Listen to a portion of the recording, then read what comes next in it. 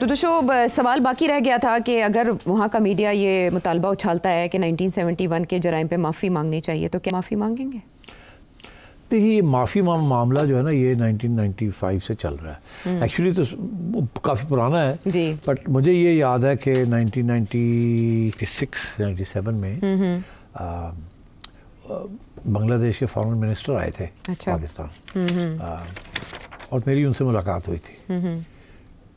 तो जब मैंने उनसे पूछा कि भाई वाई कांट वी इस्टेब्लिश, तो उन्होंने कहा हमारा मसला ये है, वी वांट एन अपॉलॉजी। बहरहाल इन 2002 में मुशर्रफ गए थे, तो उन्होंने ऐसे तो नहीं कहा आई एम सो सॉरी, हमने इतने बंदे आपके मार दिए, बट उन्होंने गोल तरीके से कि we are sorry about what happened in 1971 and let's forget the past and move on and so on. तो इस तरीके से बात की, मगर वो बांग्लादेश ने एक्सेप्ट नहीं की। अच्छा, क्योंकि वो असर रसूख था ना इंडियन, तब सरकार वही, हालांकि उस वक्त खालिदा जिया की हुकूमत थी, लेकिन अंडर इन्फ्लुएंस तो ये था।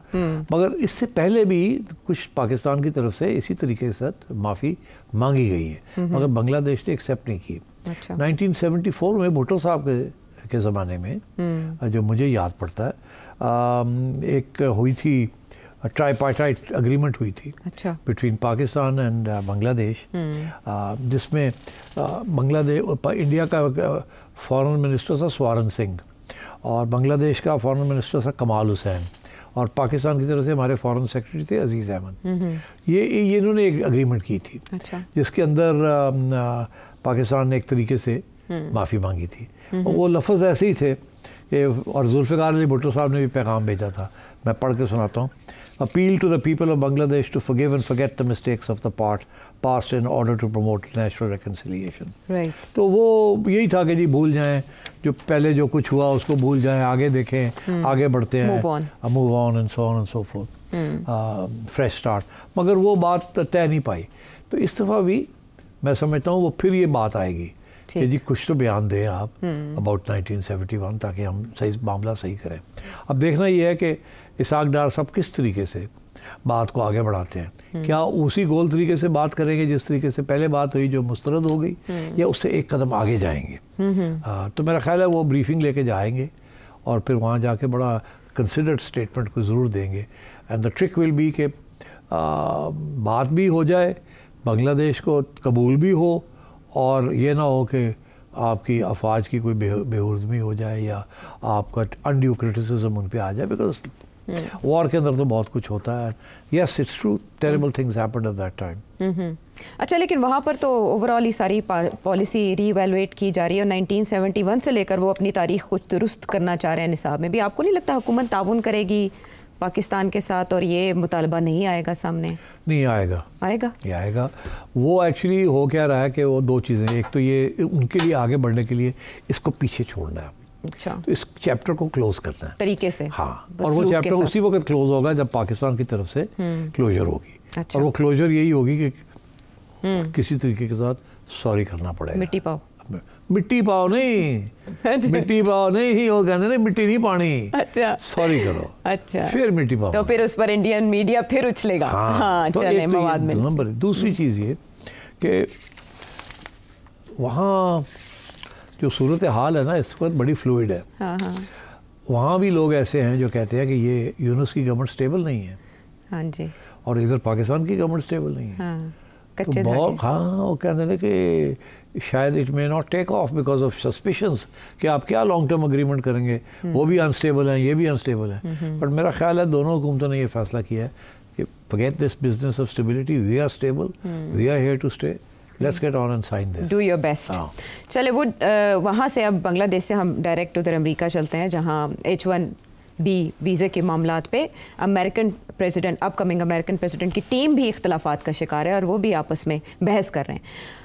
एक तो ये कि H1B वीज़ा ज़्यादातर इंडियंस से रिलेटेड है, ये इस पर बहस क्यों की जा रही है, इसका क्या नुकसान? नहीं, सिर्फ इंडियंस के ऊपर नहीं है, this is for all talented technical expertise वाले लोग, उनके लिए सहूलत है to come to America and to find a job and to work and get a residency visa, H1B। अच्छा, अब H1B के अंदर इशू क्या था?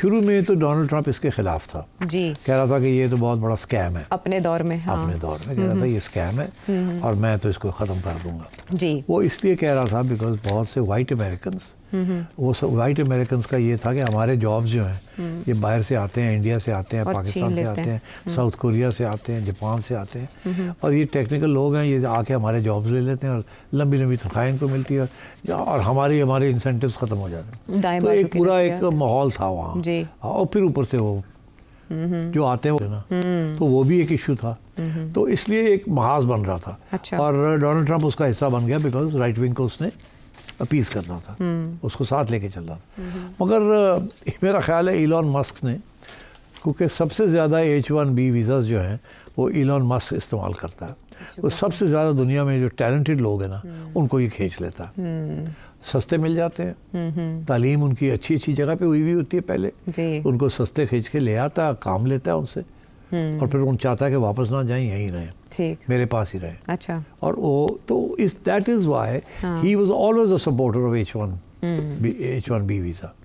अब मेरा ख्याल है उसने इतनी लंबी कंट्रीब्यूशंस की हैं टू द ट्रंप कैंपेन कि ट्रंप ने कुछ कमिटमेंट की होगी उसको। अब ट्रंप अपनी रुख बदल गया, अब वो कहता है कि मैं तो I am in favour of H1B। अच्छा। और वो सपोर्ट करेगा इसको।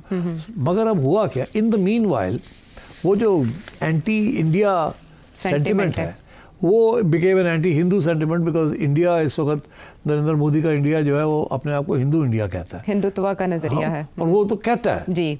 और फिर हिंदू इंडिया के खिलाफ पहली दफ़ा अमेरिकन पेपर्स के अंदर और अमेरिकन मीडिया के अंदर तनकीद, because obviously you know it's a very secular society, तो बहुत से सेकुलरिस्ट जो है अमेरिका के अंदर वो भी इंडिया के थोड़े बहुत खिलाफ हो गए हैं, बिकॉज उनको नज़र ये आ रहा है कि after the Jewish community Indians in America will be becoming very powerful, और ऊपर से Hindu they are also celebrating Hinduism, और वो सेकुलर सोसाइटी, तो मेरा ख्याल है ऑन सेवरल फ्रंट्स एक थोड़ा सा महाज बन गया था अगेंस्ट हिंदू इंडिया।